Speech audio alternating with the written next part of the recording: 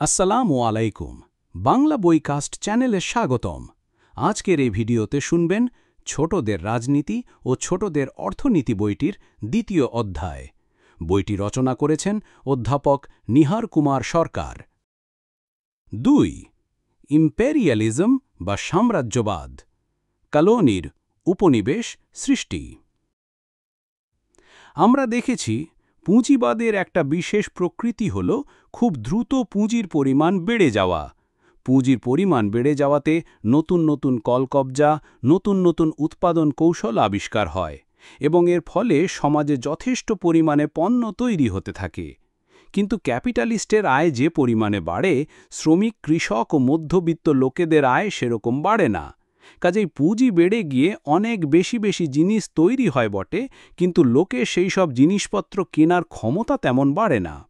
আমরা দেখেছি এর ফলে ব্যবসা সংকট উপস্থিত হয়, অর্থাৎ বাজার অবিক্রিত পণ্যে বোঝাই হয়ে যায়। দোকানে দোকানে, গুদামে গুদামে জিনিসপত্র বোঝাই হয়ে পড়ে থাকে। হাজার অভাব থাকলেও, হাজার ক্ষুধা থাকলেও খাদ্য ও ক্ষুধিতের মধ্যে টাকার প্রাচীর ব্যবধান সৃষ্টি করে রাখে। এদিকে এই সকল পণ্য বিক্রি না হলে ক্যাপিটালিস্টদের লাভ আদায় করা হয় না।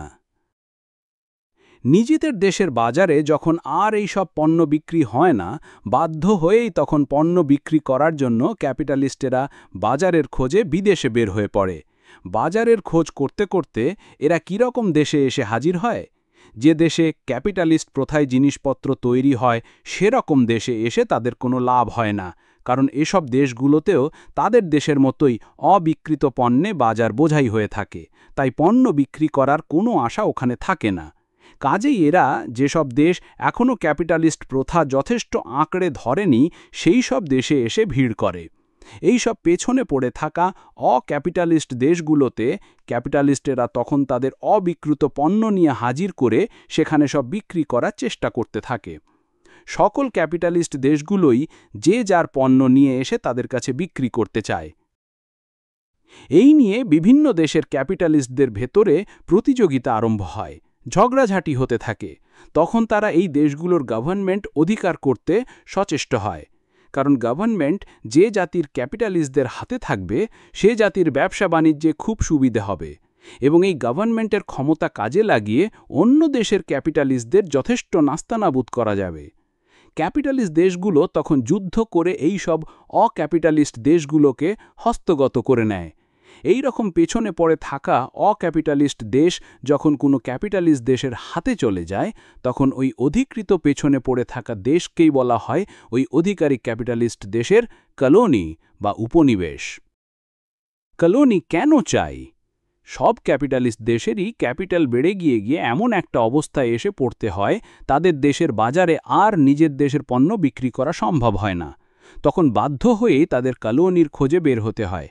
ক্যাপিটালিস্ট দেশগুলোর বাজার হিসেবে ব্যবহৃত হওয়াই হচ্ছে কলোনির প্রধান আবশ্যকতা। এছাড়া ক্যাপিটালিস্ট দেশের অন্যান্য কতকগুলো প্রয়োজনেও কলোনির আবশ্যকতা আছে। প্রথমত, ক্যাপিটালিস্ট দেশের কারখানাগুলোর জন্য খুব সস্তা দামে কলোনি থেকে কাঁচামাল পাওয়া যায়। সস্তা দামে কাঁচামাল পেলে পণ্য তৈরির খরচও কম হয় এবং তৈরির খরচ কম হলে পণ্যের দামও কম করা যায়, আর দাম কম হলে বিক্রি বেশি হয়, আর বিক্রি বেশি হলে লাভও বেশি হয়। দ্বিতীয়ত, ক্যাপিটালিস্ট দেশের মজুরদের জন্য সস্তা দামে খাদ্যদ্রব্য পাওয়া যায়। তার ফলে মজুরদের মাইনে কম করে দেওয়া যায়, কারণ খাবার জিনিসপত্রের দাম বেশি হলে শ্রমিকদের মাইনেও বাড়াতে হয়, তা না হলে না খেয়ে মজুরেরা মারা যায়। আর খাবার দাবার সস্তা হলে মজুরদের মাইনেও কম করে দেওয়া যায়। তৃতীয়ত, দেশে ক্যাপিটাল খুব বেড়ে গেলে নতুন ক্যাপিটাল খাটাবার আর সুবিধে থাকে না। নতুন কোনো কারখানা খুললেও তাতে বেশি লাভ হয় না। ক্যাপিটালের পরিমাণ বেশি হয়ে গেলে লাভের হারও কমে যেতে থাকে। কাজেই দেশে ক্যাপিটাল খাটানো আর লাভজনক হয় না। তখন ক্যাপিটাল খাটাবার জন্য ক্যাপিটালিস্টেরা জায়গা খুঁজতে থাকে। বস্তুত তাদের দেশের অধিকারে যেসব কলোনি থাকে সেই সব কলোনিতে তারা তাদের এই বাড়তি বা উদ্বৃত্ত ক্যাপিটাল খাটাবার সবচেয়ে নিরাপদ ও ভালো জায়গা পায়, কারণ ওখানে তাদেরই গভর্নমেন্ট তার সমস্ত সৈন্য সামন্ত নিয়ে তাদের ক্যাপিটাল রক্ষা করবে। অন্য কোনো জাতির কলোনিতে সে সুবিধে নাও পেতে পারে। উদ্বৃত্ত ক্যাপিটাল খাটানোর ক্ষেত্র হিসেবে ব্যবহার হলো কলোনির তৃতীয় আবশ্যকতা। চতুর্থত, কলোনি থাকলে ক্যাপিটালিস্ট দেশগুলোর বেকার সমস্যা একটু লাঘব হয়। ওদের দেশের বেকার লোকেরা কলোনিতে গিয়ে নানাভাবে যথেষ্ট আয় করতে পারে। পঞ্চমত, কলোনি থাকলে দেশে শ্রমিকদেরও বেশ বসে রাখা যায়। এর লাভের একাংশ দিয়ে শ্রমিকদের হাতে রাখা যায়। এর ফলে শ্রমিকেরা খেপে গিয়ে দেশে কোনো গোলমাল করে না বা বিপ্লব আনে না। এই সব কারণে ক্যাপিটালিস্ট দেশগুলোর কলোনির খুব দরকার। কলোনি না পেলে উদ্বৃত্ত পণ্য বিক্রি হয় না। উদ্বৃত্ত মাল বিক্রি না হলে কলকারখানা সব বন্ধ থাকে। কলকারখানা বন্ধ থাকলে শ্রমিকেরা বেকার থাকে। শ্রমিকেরা বেকার থাকলে আর না খেতে পেলে রেগে গিয়ে বিপ্লব করে ক্যাপিটালিস্টদের হাত থেকে গভর্নমেন্ট কেড়ে নিতে পারে এবং নিজেদের গভর্নমেন্ট স্থাপন করে ক্যাপিটালিস্টদের ধ্বংস করে দিতে পারে।